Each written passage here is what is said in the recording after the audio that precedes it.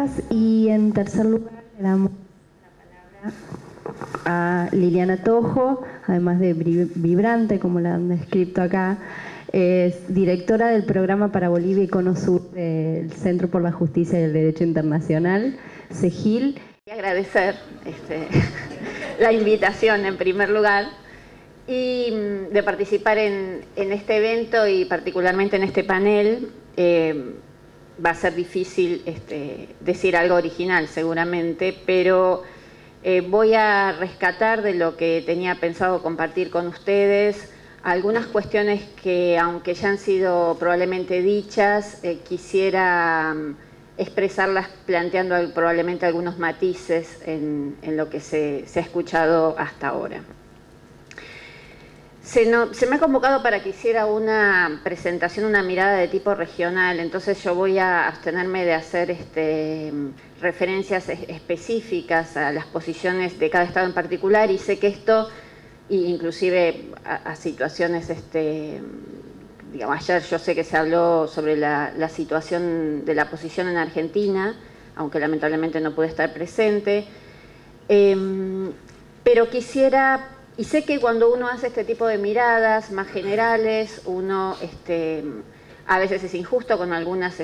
posiciones de algunos estados, y espero que entonces se escuche esto en una idea de poder hacer algunas reflexiones de tipo más general y marcar algunas pinceladas gruesas sobre este proceso de supuesto fortalecimiento del sistema interamericano. Quisiera entonces primero decir algo que seguramente no va a ser novedoso y lo habrán dicho todos los que estaban aquí, que es reconocer el inmenso valor que el trabajo de la Comisión Interamericana de Derechos Humanos ha tenido y sigue teniendo para todos los países del continente. Esto es algo que aparece a menudo, inclusive en las presentaciones que todos los estados han hecho durante todo este proceso, pero quisiera marcar el hecho de que muchas veces este valor del trabajo de la Comisión Interamericana se lo ubica en el marco de los aportes que la Comisión Interamericana ha hecho, haciendo diferencia realmente en la vida de muchas personas en épocas de dictaduras. Y de esa manera, aunque no se lo explicita necesariamente o no se lo dice con toda contundencia, lo que se está haciendo, creo yo, es debilitando el aporte que la Comisión Interamericana hace con su trabajo a las democracias de este continente. Y por suerte, y gracias al trabajo de muchas personas de nuestros países, hoy día la mayor parte de los países, aunque lamentablemente no podemos decir que todos los países del continente viven en regímenes democráticos, con todas las dificultades que los sistemas democráticos plantean hoy día, ¿no? y las tensiones que generan en el mapa del goce de derechos, pero me parece que invisibilizar o devaluar o no explicitar claramente el relevante significado, el aporte sustantivo que el trabajo de la Comisión Interamericana tiene hoy en estas democracias, así como las tenemos, así como las conseguimos y así como las podemos ir construyendo en el día a día los que apostamos a esto, me parece que es cuanto menos de una miopía respecto de la valoración del trabajo del organismo internacional. Estoy segura que ayer se deben haber comentado, porque además Argentina es un estado deudor en este sentido, y tengo la certeza que ayer se deben haber comentado muchos de los ejemplos de cuánto la Comisión Interamericana hizo para que hoy nosotros podamos seguir disfrutando de una mejor calidad democrática. Quisiera colocar esto también en una dimensión regional y explicar cómo el trabajo de la Comisión no solo hizo diferencia en muchos países para abrir justicia en los casos de graves violaciones de derechos humanos de la dictadura, y me refiero aquí no solo a los informes históricos de la Comisión Interamericana, también respecto de nuestro país, sino a las sentencias que la Corte Interamericana dictó. Y aquí hay otra cuestión que a mí me parece importante destacar, que es que a menudo cuando se habla de una sentencia de una Corte Interamericana, uno supone que la Comisión no tuvo nada que ver, o como se habla de la sentencia y entonces se tiende a valorar, bueno, el esfuerzo o el trabajo de la Corte Interamericana dictando la sentencia, y es importante que se diga que los casos llegan a la Corte Interamericana porque la Comisión Interamericana los presenta. O sea, porque las víctimas presentan las denuncias en la Comisión Interamericana los sustancia y en algún momento resuelve su presentación en la Corte Interamericana. Y durante los últimos años, claramente, el rol de la Comisión ha ido variando con las sucesivas reformas que mencionaba Vicky, pero que obviamente uno no puede desconocer que el hecho de que países como Argentina o hoy día otros países que todavía estaban más atrasados en materia de respuesta de justicia, como Brasil o Uruguay, puedan estar abriendo y revisando esos procesos donde deben ser revisados, que es en los poderes judiciales nacionales, se debe a sentencias de la Corte Interamericana que llegaron, o sea, la Corte Interamericana tuvo la posibilidad de dictar por el trabajo que la Comisión Interamericana había hecho previamente. Y en el caso de Argentina esto ha sido también muy importante porque obviamente nosotros tenemos el privilegio de un poder judicial gracias a una política de Estado que abrió estos procesos y que se están debatiendo en donde deben ser debatidos, pero esta misma democracia, digo, con otro signo político, era la que había cerrado las puertas de la justicia. Entonces, por eso es importante que los organismos internacionales mantengan esta posibilidad de poder entrar a nuestras casas, como decía Vicky. Ahora, claro, uno puede, una vez que uno acepta que entren, uno puede hacerlos entrar por la puerta grande o por la puerta de servicio o por la ventana o colándose por la terraza. Y aquí me parece que es importante que marquemos la diferencia que hace que entren por la puerta grande. O que entren por la puerta que quieran entrar, pero respetar esta posibilidad, y en este sentido quisiera rescatar esta tensión que existe en la discusión que está dándose en la OEA y también en algunos estados, respecto del rol de promoción de la Comisión Interamericana y el rol de atención de casos individuales. Y es verdad que los sistemas democráticos hoy día permiten otros niveles de interlocución entre los estados y los organismos internacionales, pero me permito llamar la atención respecto de la contundente diferencia que hace el uso de la herramienta de la petición de casos individuales. Y esto no quiere decir que una herramienta deba estar por encima de la otra. La Comisión tiene esta facultad, esta es la facultad que permite que la Corte después pueda dictar los fallos. Hoy por hoy los mismos estados que cuestionan esta facultad de la Comisión todavía no los he escuchado con tanta contundencia cuestionar el rol de la Corte, digamos. Y en los casos de nuestro continente hay evidencia sobrada del efecto catalizador decisivo que las decisiones en casos individuales han tenido en el marco de políticas públicas. Y no porque la Comisión no haya intentado o no haya utilizado los otros instrumentos de promoción. La Comisión históricamente ha, por ejemplo, publicado innúmeros relatorios o informes donde establece parámetros vinculados con la formulación de políticas públicas, hace recomendaciones a los estados, genera espacios de discusión con los estados, pero esto a veces no es suficiente. Y es necesario que haya casos individuales que, por ejemplo, permitan denunciar la incompatibilidad de la respuesta que los estados tienen frente a la violencia de género, y es necesaria una decisión en un caso individual de la Comisión Interamericana para que los países adecúen sus leyes y pongan este tema en la agenda. Fue necesario una sentencia en el caso de Argentina respecto de los delitos de calumnias e injurias, pese a que había mucho dicho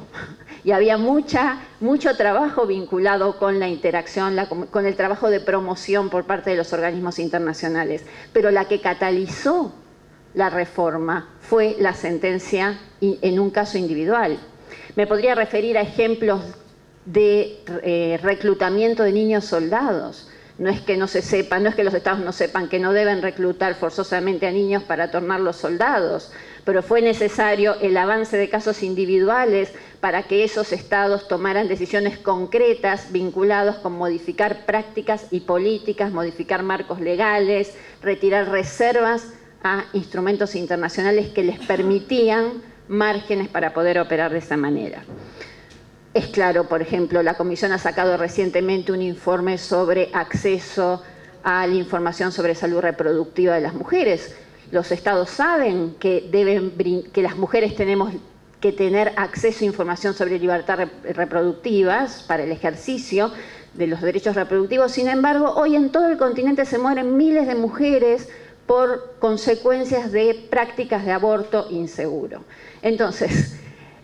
desconocer, creo yo, el valor y la relevancia que ha tenido la decisión de casos individuales para hacer diferencia final en la formulación de políticas públicas o en la aceptación por parte de los estados de pensar las respuestas del Estado en sintonía con los estándares internacionales, me parece que a la larga va a ser privarla a la Comisión Interamericana de un rol que efectivamente ha demostrado que hace una diferencia importante. Ahora, es por esto que resulta de la mayor importancia desde nuestra mirada que en estos contextos políticos en los que estamos, porque yo quisiera decir que lo que se está discutiendo es la reforma de esta comisión en estos países, en este continente que tenemos,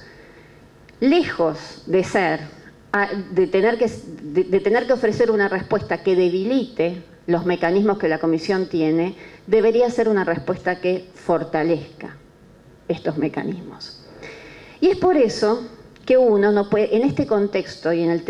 a la luz de muchas de las discusiones que se están dando, uno no puede menos que, por lo menos, plantear una amorosa sospecha respecto de qué entienden los estados cuando están hablando de un proceso de fortalecimiento, ¿no? Digamos, ¿qué significa para ellos fortalecer cuando están omitiendo de la agenda de discusión temas que deberían ser centrales? Primero, cuando están abordando la discusión desde la perspectiva de sus propios intereses, ¿no? Perdiendo de vista que los organismos internacionales de protección de derechos humanos no existen para el interés de los estados, existen para el interés de la protección de quienes sufren violaciones a los derechos humanos. Y hoy, como ya lo dijeron quienes me antecedieron la palabra, estoy seguro que ayer también, las democracias de la región todavía conviven con graves violaciones de derechos humanos. ¿Cuál es la comprensión que los estados tienen respecto del fortalecimiento cuando omiten de su agenda de temas que son evidentes para el fortalecimiento, que es cómo cumplen las recomendaciones de los organismos internacionales? Este tema no está formalmente incluido en la agenda, no se escucha una preocupación de los estados por resolver cuestiones vinculadas con el cumplimiento, sino una preocupación de los estados por mecanismos de respuesta, por plazos, por estructuras. Se escucha también una preocupación, y justo es decirlo, por cuestiones vinculadas con mejorar los niveles de protección, buscando que todos los estados ratifiquen la Convención Americana, lo cual sería bueno que fuera acompañado con que cada estado ratifique todos los tratados interamericanos, ¿no? Y en sintonía con lo que decía Vicky, bueno, preocuparse por cuál es el nivel de voluntad política que se expresa para cada estado, en lugar de estar mirando lo que hacen los vecinos, sin perjuicio de que los estados tienen herramientas para convencer a sus vecinos y tienen otros espacios para hacer que sus vecinos también los aprueben. Parecería por momentos que la respuesta, y esto es en lo que probablemente quisiera plantear algún matiz,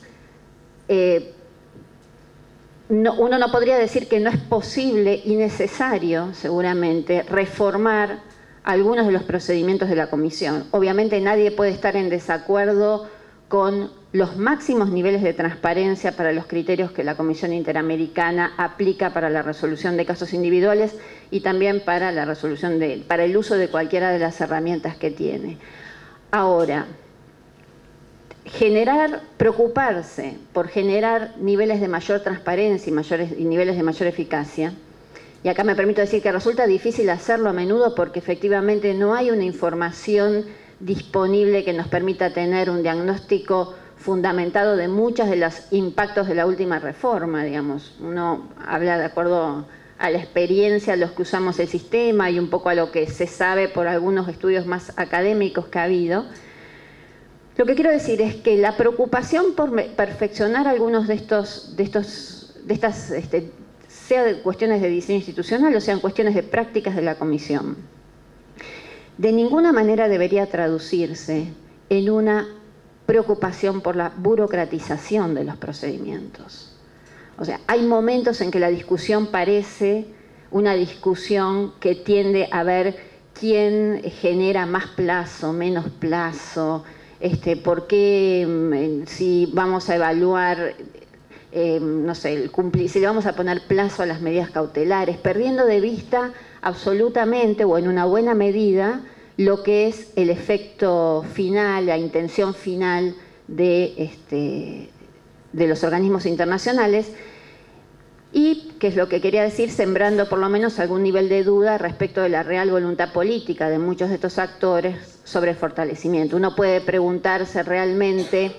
hasta dónde hay una intención y una verdadera voluntad de fortalecer la protección internacional cuando se está diciendo, por ejemplo, que las medidas cautelares deberían tener plazo de vigencia. Como si la medida cautelar no tuviera sentido en la medida en que existe el riesgo que justificó la emisión de la medida cautelar, o en la medida en que, o parecería que la medida cautelar, según algunos estados, debería estar limitada a algunos derechos y no debería alcanzar a todos los derechos que tenemos las personas, como si entonces la afectación a un derecho, no sé, como la identidad, fuera menor o no merecería la urgencia que sí merecería la afectación a un derecho a la vida. Y yo quisiera llamar la atención sobre, y digo, acá voy a establecer probablemente el matiz con Vicky respecto de una mirada que se comprende desde el lugar desde el cual Victoria trabaja, digamos, la impotencia de las organizaciones colombianas frente a la cantidad a las frustraciones por la solicitud de medidas cautelares para la protección a la vida que no obtienen retorno, puede contrastarse con algunas medidas cautelares que se han dictado en otros países y que han hecho toda diferencia en el goce de muchos de los derechos de quienes debemos estar protegidos por el sistema interamericano. Me refiero a medidas cautelares que han protegido territorio indígena, me refiero a medidas cautelares que han protegido el derecho a la identidad en el marco de prácticas de adopciones irregulares, algo que está al lado de nuestras narices. Sujetar, entonces, pretender reducir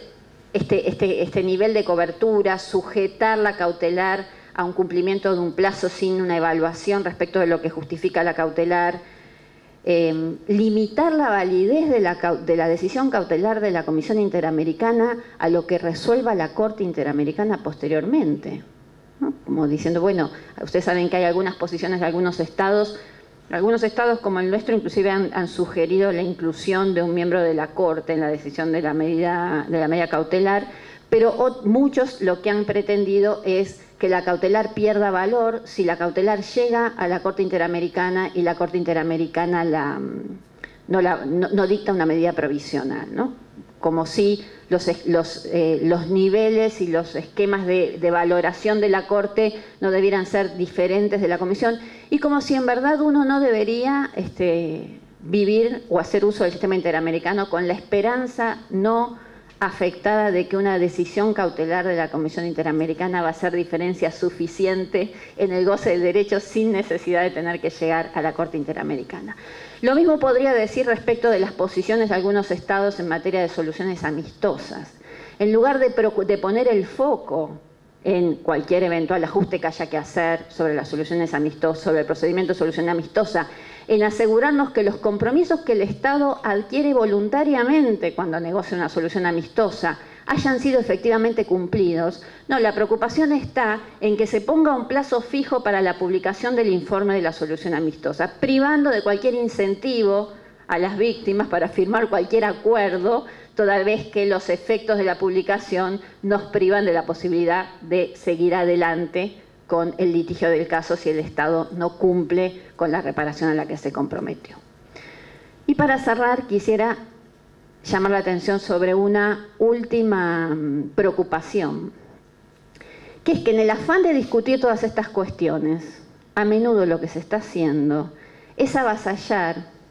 y creo que aquí la responsabilidad es de los Estados, avasallar uno de los valores más importantes que el trabajo de la Comisión ha tenido, que es su autonomía. Entonces, una cosa es reflexionar a partir de nuestras experiencias, las nuestras como usuarios, las de las víctimas como beneficiarios, que sería importante también que los estados las escucharan directamente, que la OEA las escuchara directamente. Entonces, una cosa es reflexionar sobre la experiencia de los usuarios, de las víctimas y de los estados como demandados o como denunciados por supuestas violaciones de derechos humanos, respecto de cómo los procedimientos o el mandato de la Comisión impactan sobre nuestras vidas y nuestros haceres. Una cosa muy diferente es que los estados le digan a la Comisión lo que tiene que hacer. Y aquí no debería haber medias tintas. Es la Comisión, y ese es un compromiso que es un compromiso en el cual nos va uno de los valores más importantes que la Comisión tiene. Y es que la Comisión pueda decidir con autonomía plena cualquier reforma o cualquier ajuste que deba hacer a su reglamento o a sus prácticas. Y que todos los que hacemos uso de la Comisión nos limitemos a dar a conocer nuestra opinión sin pretender, y en esto vuelvo a insistirlo, creo que es una responsabilidad de los estados, sin pretender avasallar de ninguna manera, ni en los hechos ni en las prácticas, ni en la ley ni en la práctica, la posibilidad o el derecho que la Comisión tiene para resolver en ese marco cualquier reforma que considere que tiene que ser hecha. Muchas gracias.